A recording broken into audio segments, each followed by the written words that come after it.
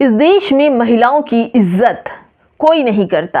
नाम बड़े बड़े, सत्ता में महिलाओं को सुरक्षा देने के नाम पर बड़े बड़े नारे, बड़े बड़े वादे करने वाली भाजपा सरकार में सबसे ज्यादा उत्पीड़न बेटियों का हो रहा है। बेटी बचाओ बेटी पढ़ाओ का जो नारा है बिल्कुल उलटफेर हो रहा है। आज एक फैसले पर इतना अफसोस हो रहा है कि लगता है कि अब फैसला देने वाली जो जज है, जो अदालतें हैं, वो क्या सोच रही हैं, कैसे फैसले को अंजाम दे रही हैं। एक फैसला आता है कि रेप पीड़िता के जो आरोपी है उसको छोड़ा जा रहा है, और तो और दोस्तों बुरी तरह से उस पर हत्या के केस है, परिवार को मारने के केस है, लेकिन उसकी जमानत याचिकाएं मंजूर हो गई। वहीं रेप पीड़िता को जब पता चलता है तो वो पहुंच जाती है दिल्ली धरना देने के लिए, लेकिन उस बेचारी रेप पीड़िता के साथ पुलिस वाले अन्याय करते हैं, उसे वहां से उठा ले जाते हैं, वो अपनी बात कह ना सके और अपने साथ होने वाले जुर्म के लिए प्रदर्शन ना कर सके, क्योंकि इस सरकार में प्रदर्शन करना या अपनी मांग को रखना न्याय और साथ ही साथ पुलिस और सरकार की नज़र में गुनाह है। दोस्तों पूरी खबर बताऊंगी कि आखिर वो पीड़िता कौन है, और एक ऐसी भी खबर बताऊंगी जिसने हत्यारों को माफ करने के लिए जज ने न्याय कर दिया, और कुछ जज ऐसे हैं जो लड़की के ही मामले में खुद के जेल और बर्खास्ती भी पाए हुए हैं। पूरी खबर बताऊंगी दोस्तों। नमस्कार, आप देख रहे हैं बामसेफ न्यूज और मैं हूं आपके साथ शैला।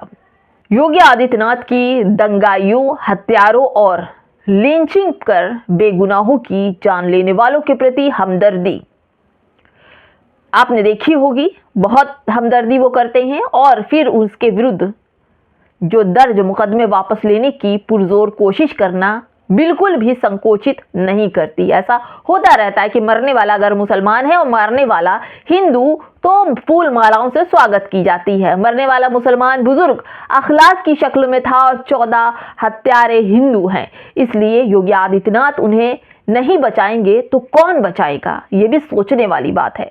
अगर मुसलमान की हत्या के बाद उस पीड़ित परिवार पर योगी आदित्यनाथ की तरफ से जुल्म नहीं ढाया जाएगा तो किस पर ढाया जाएगा? ये तो मुसलमान है ना। उम्मीद भी किससे की जा रही है? योगी आदित्यनाथ से। अगर जालिम मुसलमान की हत्या कर और उसे बचाने की उम्मीद सोचे कि सरकार से मिल जाएगी, उत्तर प्रदेश की सरकार से, तो ये नामुमकिन है। सरकार इसी बुनियाद पर सत्ता में आई थी, बीजेपी सरकार, कि वह मुसलमानों के नट बोल्ट कसेगा। इसीलिए अब पूरे दादरी में अखलाक की हत्या कर जमानत पर बाहर घूम रहे हैं 14 हिंदू हत्यारों, और हत्यारे जो केस है वो वापस लेने के लिए योगी आदित्यनाथ की सरकार पुरजोर कोशिश कर रही है और जारी भी है। लेकिन अफसोस तब हुआ जब इसी अदालत ने, जज साहब ने इस केस को खारिज करने की बेबुनियाद बताते हुए खारिज कर दिया। सलाम हो ऐसे जज साहब को जिन्होंने न्याय की अदालत में विश्वास बनाए रखा। भाई साहब, आप लोग अपनी जान जोखिम में क्यों डाल रहे हो? सरकार जो मांग रही है उसे देने के बजाय आपने फैसले न्याय के लिए कर दिए। जज साहब आपको सलाम, आप जैसे जजों की वजह से ही आज देश मजबूत बना है। एक और खबर, पीड़िता पर उसी तरह से जुल्म जारी रहे जैसे उन्नाव की एक युवती का रेप करने के मामले में उम्र कैद की सजा काट रहे बीजेपी के पूर्व विधायक कुलदीप सिंह सेंगर की सजा पर आज कोर्ट ने रोक लगा दी। भाई साहब, ये भी एक जज हैं और अब सेंगर आजाद घूमेगा। पीड़िता न्याय के लिए दिल्ली के इंडिया गेट पर जाकर बैठ गई और अब डर के साए में अपनी पूरी उम्र काटेगी। खुलासा हुआ है इस एक बांग्लादेशी जो था, जो चर्च में घुसा था, जन्म से मुस्लिम था, फिर नास्तिक बना, अब हिंदू बन गया है, लेकिन उसका साथ देने के लिए भाजपा बजरंग दल वाले उसको लेकर के जगह जगह आतंकवाद फैला रहे। कभी चर्चों में घुस जाते हैं, कभी मस्जिदों में घुस जाते हैं, यही सब कुछ चल रहा है। लेकिन अहम मुद्दा रेप का, हत्या का, उस पर कोई बात नहीं होगी। दिन रात पाप करके बाल उड़वा लिया है उसने, अपना करियर बर्बाद कर चुका है, झुंड में शेर बना फिर रहा है पर शरीर में जान नहीं है। दोस्तों यही उसकी बात मैं कर रही हूँ। कैसे कैसे लोग हैं इस दुनिया में और क्या क्या चल रहा है। लेकिन मैं आपको बताऊं, जिस तरह से 3 जजों की बर्खास्ती भी हुई है उन्नाव केस में, बिहार में कुछ ऐसे लोग भी हैं इंसाफ के जंघा गंदा काम कर रहे थे जज साहब, और उनका होटल में पकड़े भी गए एक महिला के साथ। वो भी खबर मैं आपको बताती चलूँ दोस्तों। देखिए, महिला संघ नेपाल के होटल में पकड़े गए बिहार के 3 जज। ये मामला काफ़ी पुराना है और 2014 का ये मामला है, और यहाँ पर 3 जज पकड़े गए थे जो चाहते थे कि होटल के लोग, पुलिस ने उन्हें वहाँ पर पकड़ा था और फिर छोड़ दिया था। लेकिन जब मामला खुला कोर्ट में, ये केस तीनों जजों के लिए पहुंचा, तब इन पर कार्रवाई हुई और फिर उसके बाद इनका जो गंदा चेहरा है वो वापस आया। कौन थे ये जज? आपको मालूम है, ये वही लोग हैं जो रेप करने वालों को जल्दी छुट्टी दे देते हैं, उनकी जमानत दे देते हैं, लेकिन आई लव मोहम्मद पोस्टर उठाने वालों को या तो फांसी की सज़ा दे देते हैं या फिर उम्र कैद की सज़ा दे देते हैं। ऐसे भी जज हैं, लेकिन कुछ जजेस तो ऐसे हैं जो आज भी हिंदुस्तान के लिए एक मिसाल बने हुए हैं। दोस्तों मैं आपको बताऊं, कोर्ट के प्रधान जज थे, इनका नाम था, मैं उन तीनों जजों के नाम भी बता दूं। सबसे पहले तो ये जो जज हैं, कोमल राम शामिल हैं, जितेंद्र नाथ सिंह हैं, और एक हैं, इनका नाम है, नाम नहीं समझ में आ रहा है दोस्तों, लेकिन 3 जज ऐसे हैं जिन्होंने पूरी तरह से, दोस्तों 3 जज होटल के अंदर लड़कियों के साथ पकड़े गए, और जब पुलिस ने इन्हें पकड़ा और फिर अपनी पद की गरिमा की वजह से इन्हें छोड़ दिया गया, लेकिन जब मामला कोर्ट में पहुंचा तब इनकी बर्खास्ती हुई और फिर इन पर मुकदमे चले।